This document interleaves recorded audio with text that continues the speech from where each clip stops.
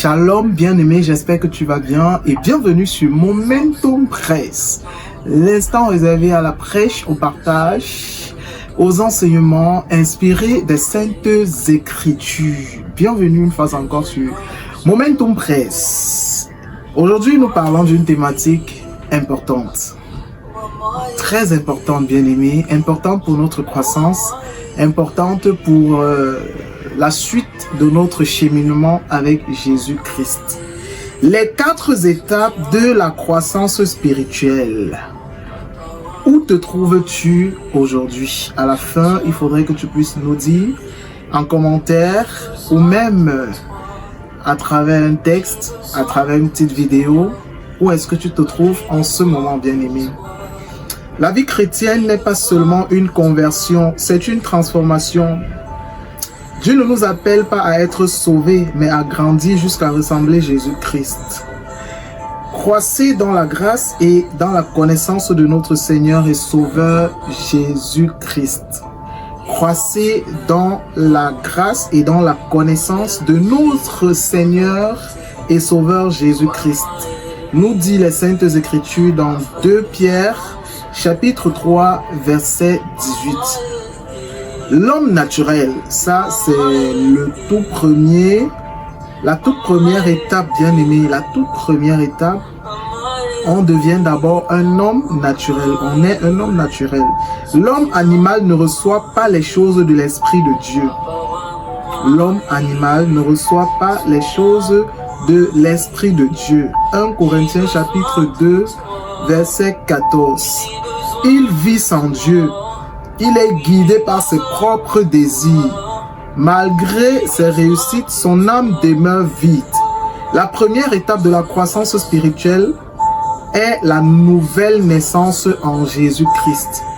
Pour reconnaître que quelqu'un est né, a grandi, il faudrait qu'il soit né de nouveau, qu'elle soit née de nouveau.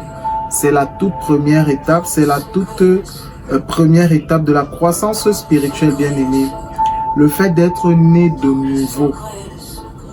Alors la deuxième étape, on devient nourrisson en Christ. Désirer le lait spirituel et pur. 1 Pierre chapitre 2 verset 2. Il aime Dieu sincèrement, mais il demeure fragile.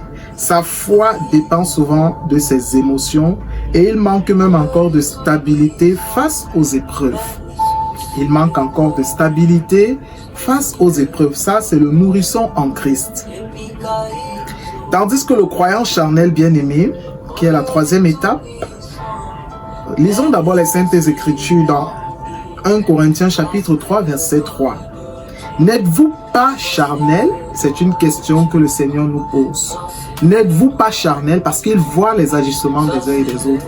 Et il se demande, mais est-ce que vos agissements, votre comportement ne donne pas de croire que vous êtes charnel? L'homme charnel, bien-aimé, connaît Dieu, mais reste dominé par l'orgueil.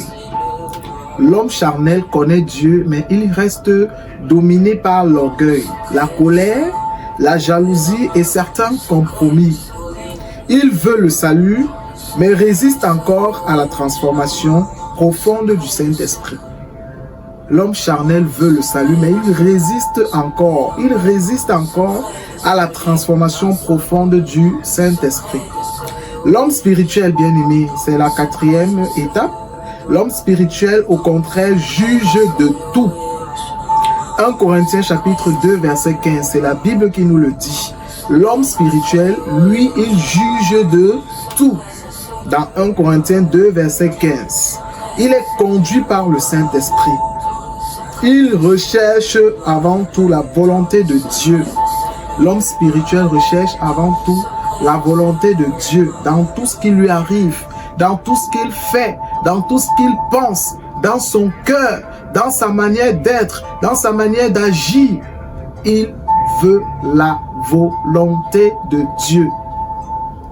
Tout ce qu'il fait, il dit, Seigneur, par ta grâce. Seigneur, non pas ma volonté, mais ta volonté. Ça, c'est l'homme spirituel. Et je te souhaite d'ailleurs, bien-aimé, toi qui m'écoutes en ce moment, d'être un homme spirituel, d'être une femme spirituelle. Alors, l'homme spirituel, sa force vient du lieu secret. La force de l'homme spirituel, lui, vient du lieu secret. Nous avons écouté en fond sonore une adoration d'un frère que j'aime bien, Daniel Banham, qui dit que les hommes se meurent dans le monde, mais Seigneur, rends visite à ton peuple dans le secret. Et c'est ce que nous voulons, c'est ce que nous réclamons, c'est ce que nous souhaitons, Père, mon frère, c'est ce que nous te souhaitons. Donc sa force vient du lieu secret, sa sagesse vient de la parole et sa paix de la présence de Dieu, bien-aimé.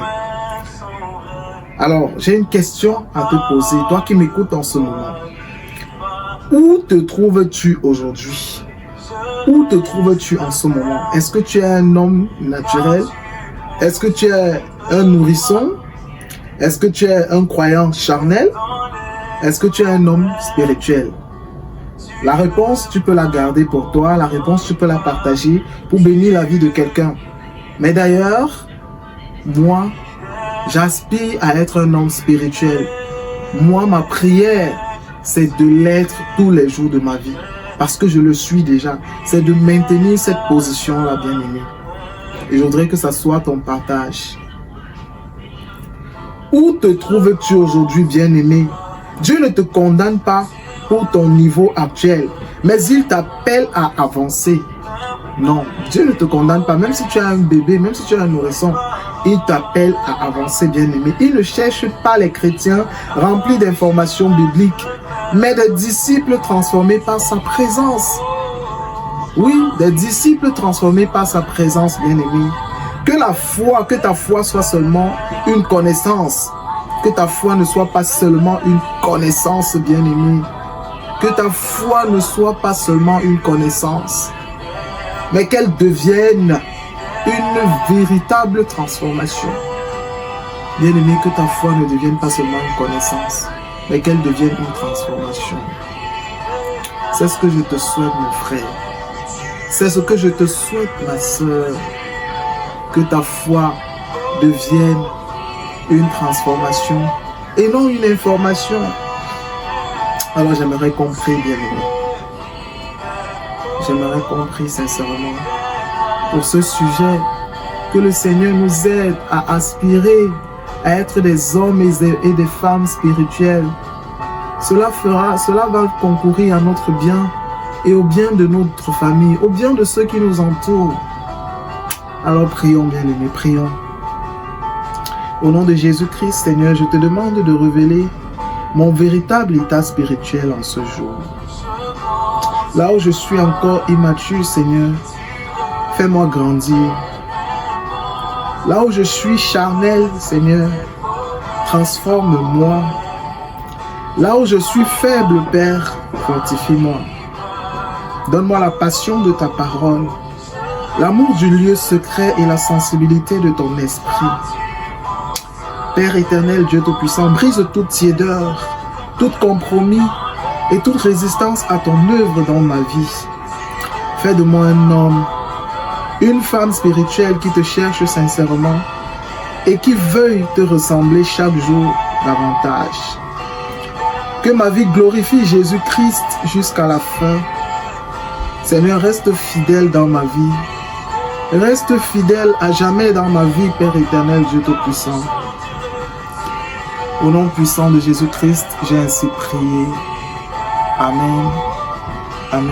Amen. Que Dieu te bénisse, bien-aimé. Au plaisir de se revoir très prochainement. Porte-toi bien.